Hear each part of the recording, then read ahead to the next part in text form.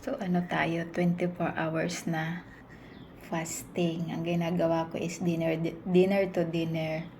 Ang dinner time ko is 5 like that. 5. Tapos yun lang yun. Tapos mag-drink lang ako ng coffee na no sugar,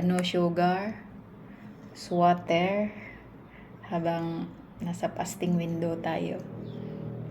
Pinili ko yung dinner to dinner kasi ang super craving ako sa hapon, yung mga 3 o'clock ganan.